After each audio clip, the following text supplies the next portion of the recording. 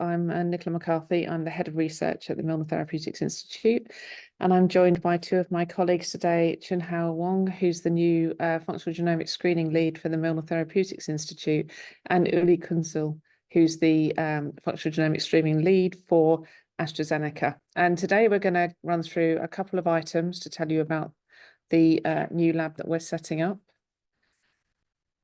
Let me just get the slide to advance. Okay, brilliant. So we're going to run through an introduction to the Functional Genomics Screening Laboratory, what it's about and why it's been set up.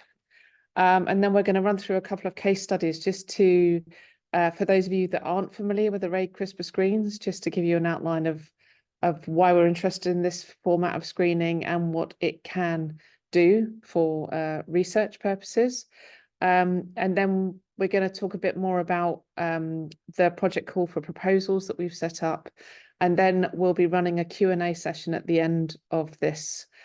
You've probably seen that we're recording this webinar, and we will be making the recording available on our website and also on the Connect Health Tech website, which is hosting all of the information around the Functional Genomics Screening Laboratory and the call for collaborations. So the other thing I need to say is if you have any questions, please don't enter them into the chat. Please enter them into the Q&A part at the bottom of your screen, because there are so many people on this call. We're going to be moderating those questions and either answering some by text or some live. So please do put your questions into the Q&A so that we can make sure that we are able to answer all of the questions coming through. So I'll tell you a bit about the Functional Genomics Screening Laboratory and why this has been set up. So this is a collaboration between the Medical Research Council, AstraZeneca, and the University of Cambridge. And we've all come together to develop a new state-of-the-art array CRISPR screening laboratory that's going to be held at the Milner Therapeutics Institute here in Cambridge. We're on the biomedical campus here in Cambridge, close to Addenbrooke's. The focus of this new laboratory is going to be on complex human cell models, primarily outside of oncology, basically because a lot of the know-how around array CRISPR screening has mostly come from working in cancer cell lines. And we know that there's a lot of know-how around the utility of those cell lines for these types of screens. What we're trying to do is advance the use of these types of screens to models that are outside of an oncology focus, and to essentially look at the ability of array CRISPR screens to help identify new targets for understanding tissue biology and the translational aspects of understanding that aspect of tissue biology. So the projects that we're going to run in the new laboratory are all collaborative. So most of this discussion is going to be focused at academics throughout the UK, because we're looking to partner with you to work with you on the models that you already have developed in your own lab that you might have been interested in potentially running an array CRISPR screen. But this is not something that you have the utility to do either in your own lab or within the university sphere that you work with. And that's the main reason why this laboratory has been set up, is to enable those collaborations to occur, essentially.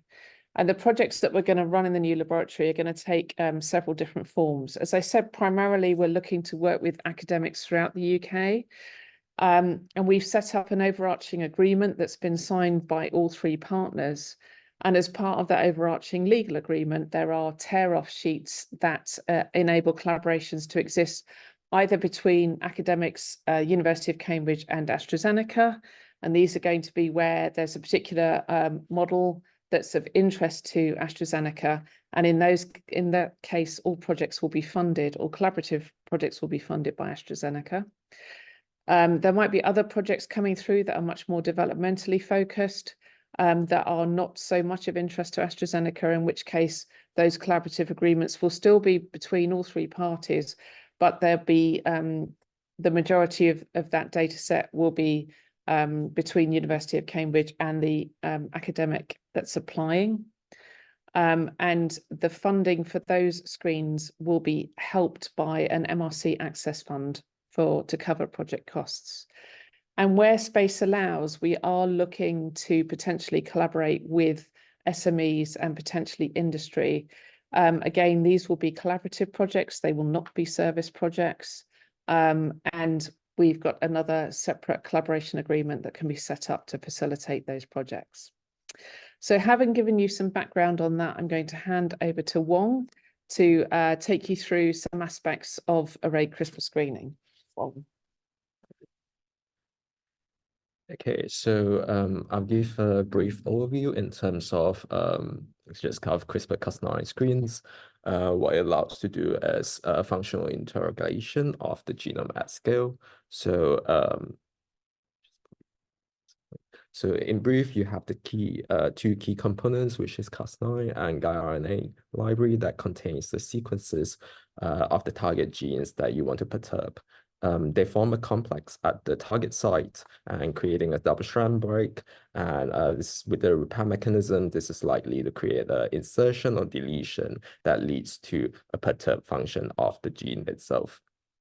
You might have heard about the pool screening, whereby guide RNA is usually delivered in bulk in lentiviral format and to cancer cell lines that are expressing Cas9 in a stable format. And this relies on next generation sequencing for deconvolution to know the identity of the guides that those cells have received.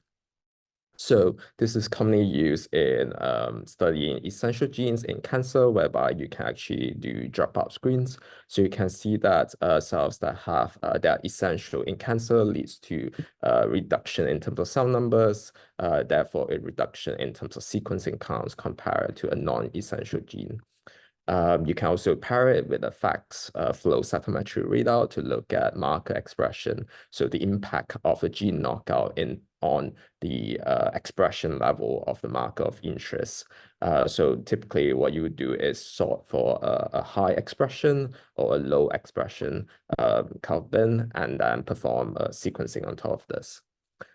So the focus of FGSL is going to be on a array screen, whereby each gene is targeted in a systematic manner in a plate-based format. So we know the identity of the guide that each well has received. So what this does is that it facilitates multiplexing of quite complex phenotypic endpoints, such as spatial imagings. So you can actually tease out some of the morphological impact that's not so easily being studied in a pool format. You can also kind of pair it with different modalities, any type of plate-based assays as well. So we believe that this is a suitable, highly suitable approach to study complex phenotype in disease models. So how does a screen look like? So this is a brief overview in terms of the target identification pipeline. So starting from a disease relevant cell model and the assay, and you deliver CRISPR-Cas9 onto these cells, and you perform interrogation of these genes in these cellular models. This will follow up with target validation, typically through orthogonal assays. You can also integrate it with other disease data sets, and this will allow identification of new biomarkers, study of the mode of action, as well as the pathways, also enabling combinatorial therapeutic strategies and informing patient stratification. I will focus a little bit more on the target identification step, which is the main focus of the lab and the opportunity to run this type of screens in FGSL. Just kind of focusing on the screening workflow itself, there are multiple components of this that we will touch on a bit more later, but just a brief overview. You start from a gene list. So this can be a whole genome data, whole genome library, or it can be a small subset, which is a druggable genome, but equally, it can also be a bespoke gene list. It can be gene families of interest to the biology, or targeted lists can be derived from various sources, such as genome-wide association studies, transcriptomics, or AI approaches. These relevant models, what type of cells that you want to screen on, can be cell lines, primary cells, iPSC-derived cells, core culture, and organoids. You perform CRISPR reagent delivery. This can be in transfection, electroporation, or lentiviral transduction, along with your plate-based phenotypic assays. This can be imaging in either fixed or live form, flow cytometry, or any type of plate-based assays such as ELISA. The FGSL is equipped with an automation platform to re-enable assay throughput. This includes liquid handling and as well as endpoint readout. We typically perform quantitative analysis such as classical image analysis, as well as deep learning approaches to allow us to call a hit, as well as rank them appropriately for biological interpretation. And now I'll give you a case study to kind of highlight some of the application of array CRISPR. So this is a genome screen with multiplex imaging endpoints. This is a collaboration with MRC Laboratory of Molecular Biology and AstraZeneca to identify novel regulators of dynein-based trafficking. So dynein is a microtubule motor that plays a key role in cellular organization and cargo trafficking in cells.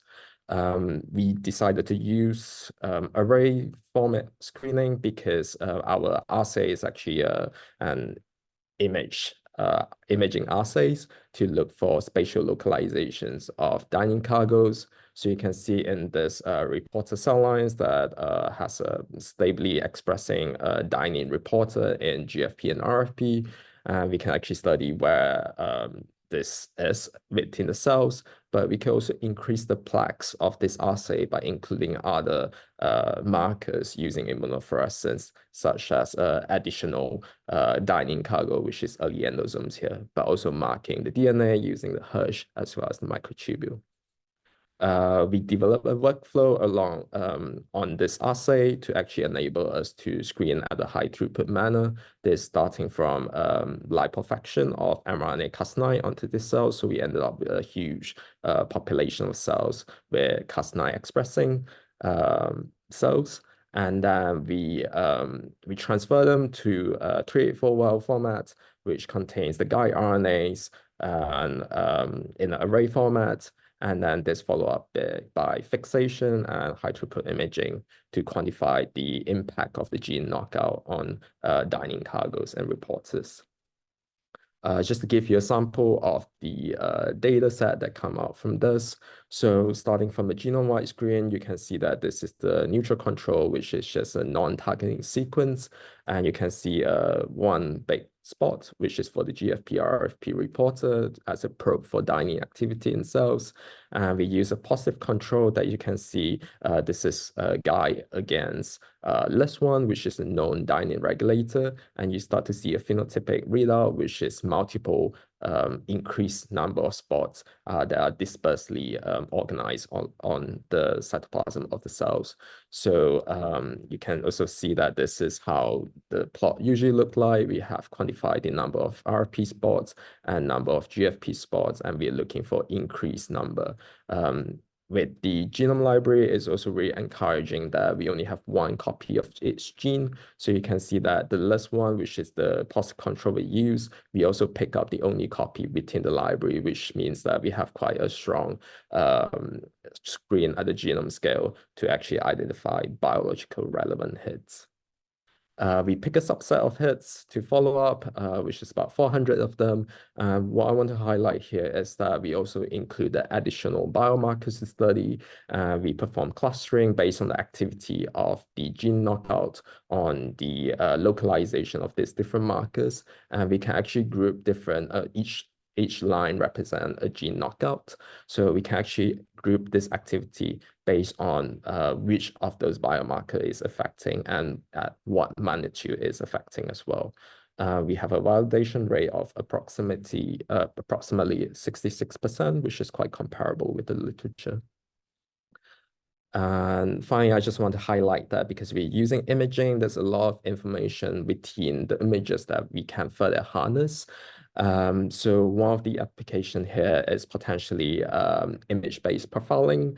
So what this involve is actually extracting a huge number of features on morphology, intensity, textual, and spatial information that's within your images, on the several markers that I've studied, and actually reduce them to a small number and generating what we call a phenotypic fingerprint for each of these individual perturbation, and we compare them and look for similarities. So the idea is that gene knockouts that share a high degree of similarity in terms of their phenotypic fingerprint are more likely to be core functional genes, therefore yielding a similar phenotype.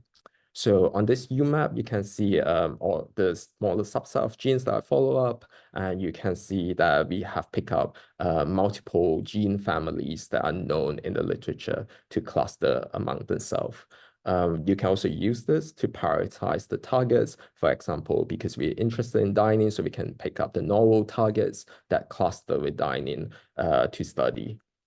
So I hope that this case study highlight the strength of array CRISPR in teasing out some of the more complex phenotype with your cells, going from a genome screen to a more detailed phenotyping at scale. Now, I should also say that this is a recently published so you can actually read it up if you're interested. And now I'll pass on to Uli to talk about more on how we can use the technology for studying primary cells and more complex cell models. Yep.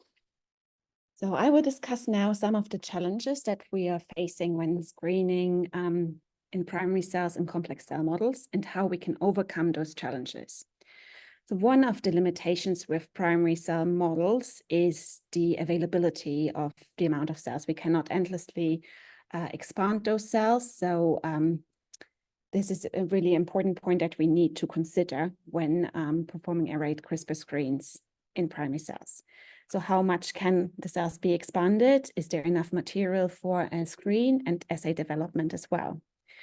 And if so, what is the size of the library? Whole genome CRISPR screens, like we've just seen the example from Wong, are probably not that feasible in primary cell material. So we can, however, screen in a subset library of just a couple of hundred genes. And those subset libraries can be derived from literature, from what is already known about the disease-relevant models, for example, from omics data sets. Another challenge with primary cell models is getting the CRISPR reagents into those cells. One method to overcome this is electroporation. So delivering guide RNA and Cas9 as mRNA or guide RNA and Cas9 as a protein through electroporation can overcome some of the challenges that transfection, for example, has.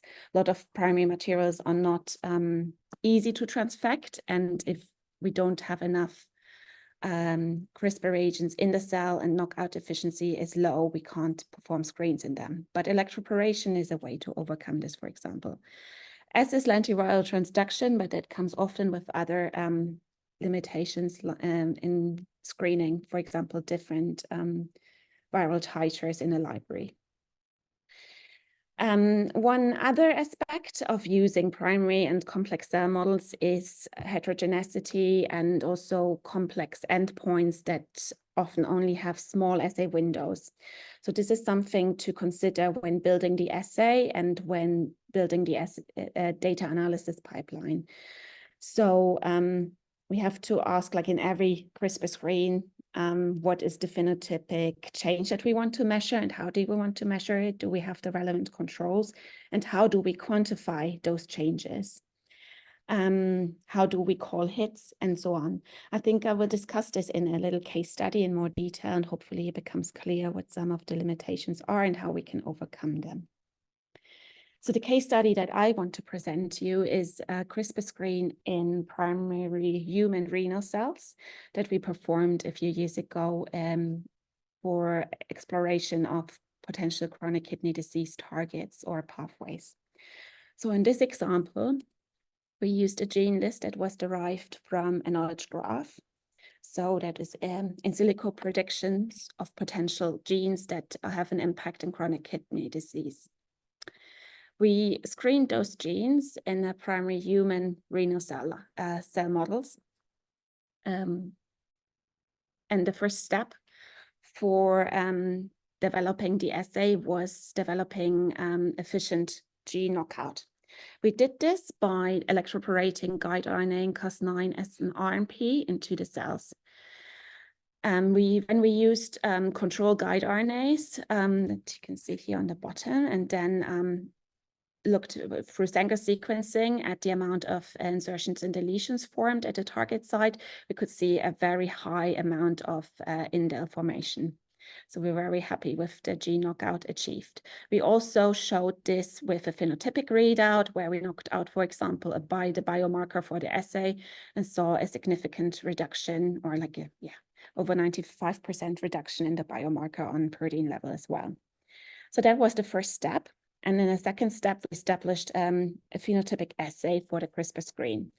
In this case, we looked at a biomarker that is expressed at the cell surface in those glomerular endothelial cells.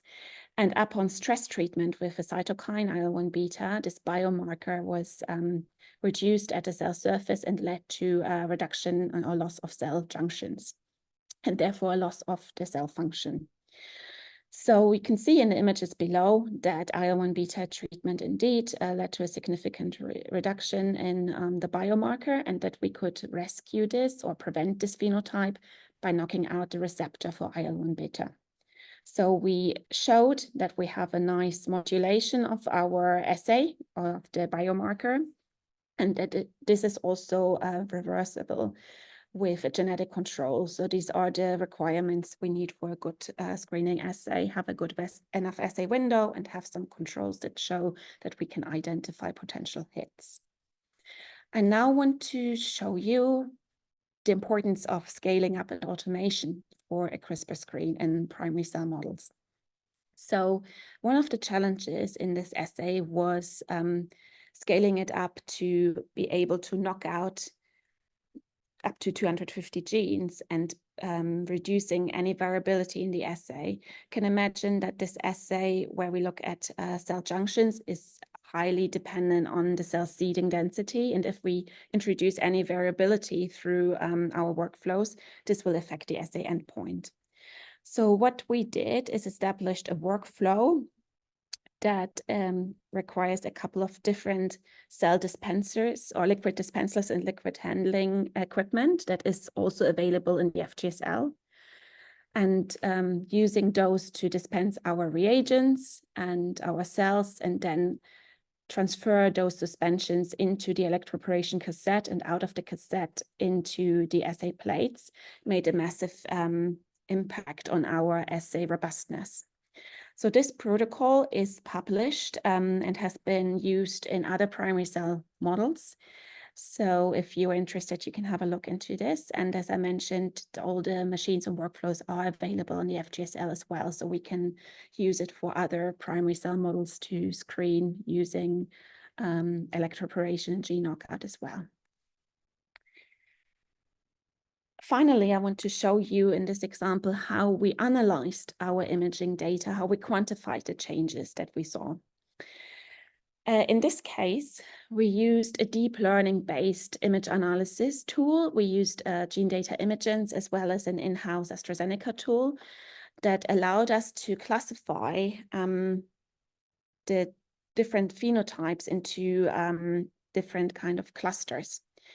So conventional image analysis, where we segment the cells and then measure the expression of the biomarker at the cell surface, did not give us a good enough assay window. It was really hard to quantify the changes sufficiently. So we decided to use the deep learning approach because this was giving us very good separation between wells that have been treated with the stressor and wells that have been untreated.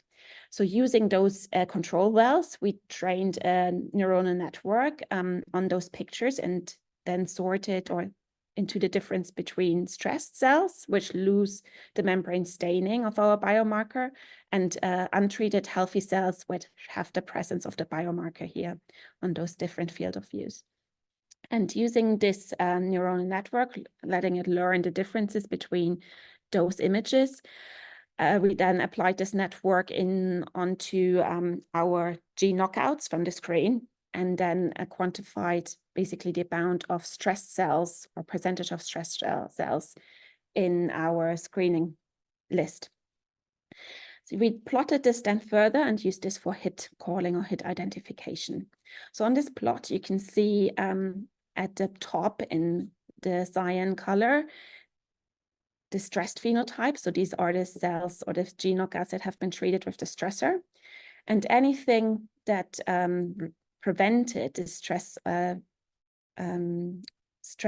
phenotype, like the CKD205 anonymized gene here, basically is a hit, a potential gene of interest for an interesting pathway that can prevent the stress in the cells. On the bottom in red, you can see the gene knockouts that have not been treated with a stressor and basically with a healthy phenotype, but some of those gene knockouts by themselves increase the stress phenotype by just being deleted from the cells. So these are biomarkers that are relevant for keeping the cells healthy in this case. So this gave us more information for potential interesting pathways that are required for chronic kidney disease. I hope this example showed you how we can establish from the different building blocks in arrayed CRISPR screen and primary models, and the importance that automation and the right automation workflows play in this. So this is the reason why we set up the Functional Genomics Screening Lab. It will give academics across the UK access to those automation capabilities that not many of you might have in their own labs. So that's why we have a call for proposals open at the moment for any kind of arrayed CRISPR screen and your disease-relevant model. What we are hoping to see and some kind of tips for your applications are highlighted on this slide. We will, in the FGSL, perform the scaling up, the screening, and the analysis of the CRISPR screens with the researchers that are employed at the FGSL. However, the gene list, the model, the insight on the assay and the gene perturbation will be based on the pre-work and the prior knowledge that the applicant brings to the FGSL. So that means the gene list has to fit in the size to the scalability of the model. As I mentioned earlier, whole genome CRISPR screens will not be feasible in every primary cell model if we can't expand the cells for that scale. The models that we are considering for applications for the FGSL are primary cells, iPS-derived cells, co-cultures, and organoids. And in terms of gene editing feasibility, we're hoping that applicants have shown preliminary data on if the transfectability of the cell model, for example, using electroporation or lipid-based transfection of siRNAs or CRISPR reagents, or, for example, shown that Cas9 is tolerated in the cell model. Finally, and most importantly, the screening endpoint, the assay endpoint, has to fit with high-throughput screening and the endpoints that we have available in the FGSL. We will have access to high-throughput flow cytometers, live cell imaging, confocal imaging, and we also have plate readers. So if your endpoint is compatible with any of these endpoints, any of these readouts, please send us your application and your ideas. A few more words on the application process. We have the Connect Health Tech platform that we're using for the application form that has to be filled out and submitted to the email address down here. There's a lot of guidelines and frequently asked questions on the project call on the Connect Health Tech platform. There's also a Q&A chat function there. We will also post the recording of this webinar on the Connect Health Tech platform. We will host a biannual project call through the platform, and the current call is ongoing, and we will have the deadline of the 20th May, which is less than, well, about 10 days left to submit your idea for your project. Once we received those proposals, we will start reviewing on the 20th of May with colleagues from the FGSL, functional genomics colleagues in AstraZeneca, and the joint steering committee of the FGSL, which consists of members of the three parties, MRC-Milner Therapeutic Institute and AstraZeneca. We will review the biological relevance of the model and also the technical feasibility of the assay, the scalability of the model, and also costs that the screen would cause. Successful proposals will then be funded, so every proposal will be run at the FGSL by the FGSL staff, and there's also funds available to cover the costs of reagents and libraries. Just in quick, after a proposal has successfully been has been successful and is accepted, we will further work on the milestones and timelines. A collaboration agreement will be signed, and then the model will be in-housed and onboarded in the FGSL to also transfer the assay and to be prepared for the CRISPR screen. CRISPR screen and data analysis will be executed by the scientists in the FGSL, and they will then hand over the data and do this entire process in close collaboration with the academic applicant. One final thing to highlight on this slide is that target validation will not be performed in the FGSL, but again, we will work closely together with recommendations for the next steps and finding a way to execute the validation of the CRISPR screen. This leads me just to the end of our case studies and presentation. The links to the papers of the case studies are shown on the screen, and we can also post the links into the chat. And if you're a potential applicant with a project idea for the FGSL, please visit our Connect Health Tech website using the link below or the QR code. There's a lot of material there, and there's the application form, which we ask you to fill out.